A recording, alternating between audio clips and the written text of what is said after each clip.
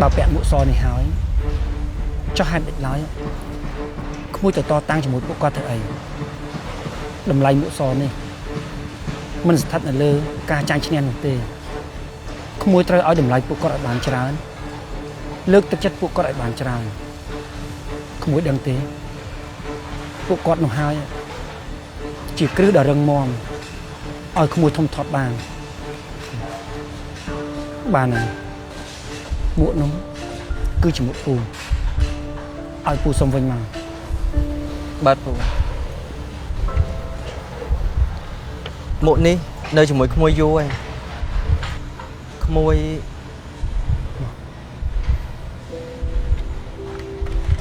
ថ្ងៃនេះសូមជំរាបរៀនទៅចុះឯងអាចពាក់មួកថ្មីបានហើយ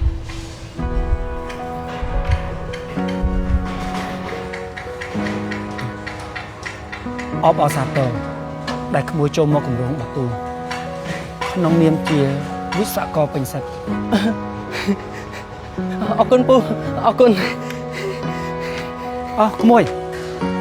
ប្រញាប់ទៅណាក្មួយប្រញាប់ទៅជួបពុកណែចឹងពូផ្ញើមួកនេះឲ្យពុកក្មួយផងហើយប្រាប់គាត់ថាក្តីសម័យរបស់គាត់ខ្លាចជាការពិតហើយក្មួយអរគុណពូអរគុណ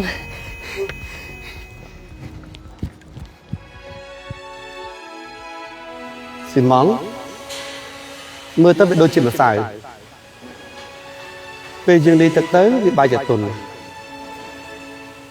ពេលយើងទុកវាក្រាន់វាបែកជារឹងហើយជួយឲ្យសំណល់អគាររបស់យើងកាន់តែរឹងមាំថែមទៀតបងថាបើខ្ញុំមិនប្រឹងទេជីវិតកូនរបស់ខ្ញុំវាប្រហែលជារស័ព្ទតែដោយសំងនេះចឹងវត្តក្តីសម័យរបស់ឯងជាអី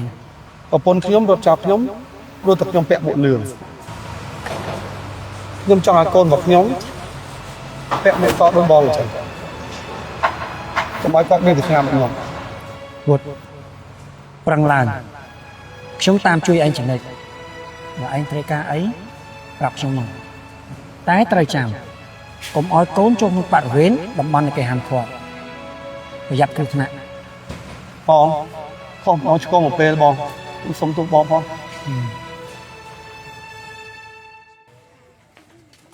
ពុកកូនធ្វើលំហាត់បាន10ឯពុកអ៊ីចាកូនពុកបកែមែនទេបងពុកកូនចង់បាក់ដប់ឯពុក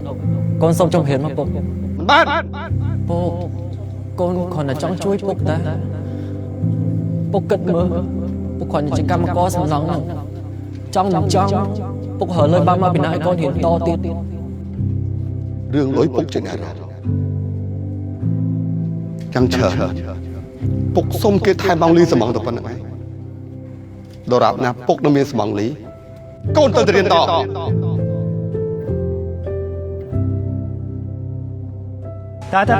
មិនថែមមកមិនអីទេចាត់ទុកថាជាលុយលើកទឹកចិត្តឯងទៅចោះដែលកន្លងមកដែលខំធ្វើការហើយនឹងជួយរកកម្មករយើងបន្ថែមតែឯងដឹងអត់ថាការងារយើងសម្រេចទៅបានក៏ដោយសារតែឯងដែរអូយបងអរគុណហើយបងអរគុណបងច្រើនបងអើយមិនអីពុកឆ្នាំនេះកូនចប់មហាវិទ្យាល័យហើយ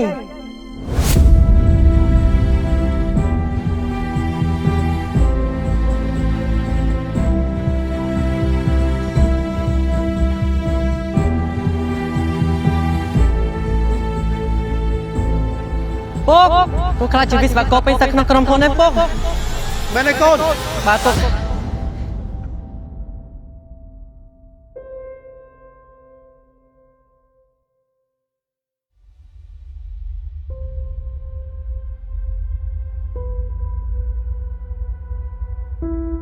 ពុកកូនធ្វើឲ្យក្តីសម័យពុកបានសម្រេចហើយមួកសនេះពុកស្រឡាញ់ណាស់កូនសូមពាក់ជូនពុកអរគុណពុកសម្រាប់ការប្រឹងប្រែង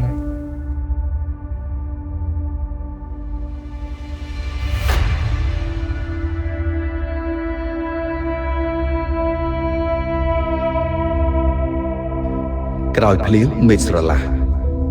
ក្រោមកម្ដៅថ្ងៃដែលកំពុងជះ ប្រកាសណាស់វាជាកម្ដៅឲ្យខ្ញុំកាន់តែរឹងមាំអរគុណជីវិតដែលឲ្យខ្ញុំស្គាល់ពីតម្លៃនៃការប្រឹងប្រែង